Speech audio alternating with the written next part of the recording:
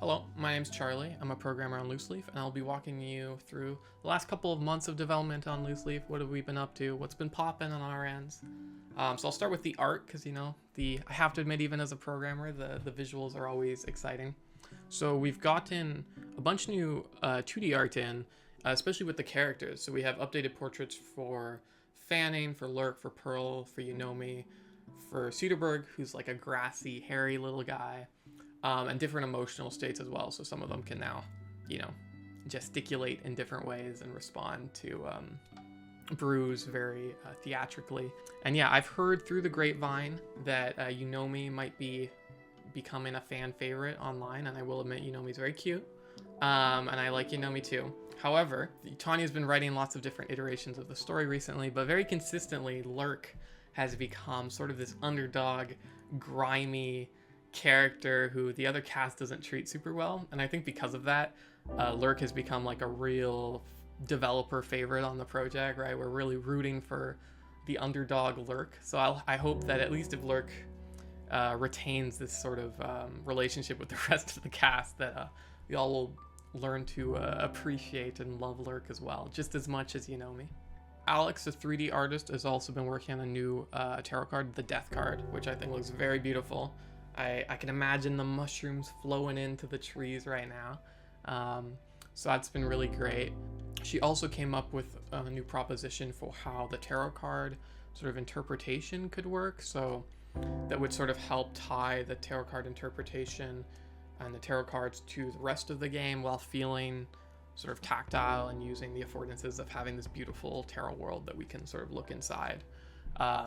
So basically the idea is that the player would find different symbols within the tarot world, and that would allow them to interpret the card differently. So we're feeling pretty good about that. We were just starting to prototype and actually implement that, but I'm feeling good. I'm feeling confident.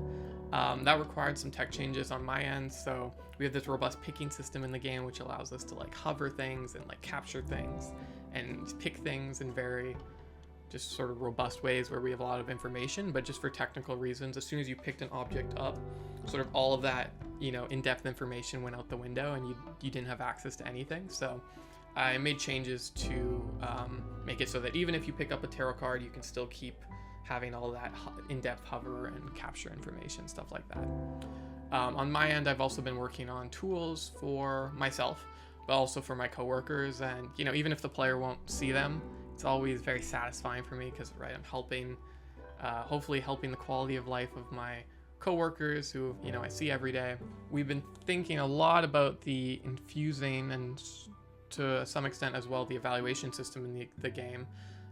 So we've been trying to think of ways to subvert the normal brewing flow, right? Often when you make tea, you get out a leaf, you boil that leaf and you pour it in a cup, and that works great, but in a game where we are trying to make it as tea brewing as interesting as possible, and so we need to find ways to subvert that very standard brewing flow, so that's not what you do every time. So one of the ways is we're thinking of different verbs we can give the players to treat ingredients differently. So for instance, maybe you can squeeze ingredients. So maybe you have a lemon slice, you can boil it, and then you get all the rind flavors plus the juice flavors. But maybe you can also just squeeze that lemon into your cup and just get the lemon juice. So thinking of a lot of different verbs like that, so that it's, we're not literally just always taking a leaf, putting it in a teapot, and then boiling that. We're also thinking about ways of extending the sort of expressibility of the infusing system, of the brewing system. So we're adding the ability to have like strong and weak steeps back into the game, because it sort of felt weird and bad that you could add like 5 leaves to the teapot, and before that wasn't really recognized in any real way, and so now it is. We're also allowing players to have temperature matter more in the way that things are infused, but there's always this consistent tension between trying to allow the player to have as much freedom and encouraging them to explore as much as possible, but while still rewarding them meaningfully for all that exploration. And the more a player can explore, the more they can do, the harder it is to meaningfully reward them and recognize when you do something really weird, brew a teacup with like a sponge in it. So we're trying not to punish players too much, but also, still having all the brewing decisions they make meaningful. And so that's a consistent tension that we're trying to find solutions to allow us to achieve both as much as possible. I was also been working on having a discrete focus system so that right now everything is very cursor based, even on gamepad, which doesn't always feel appropriate for gamepad.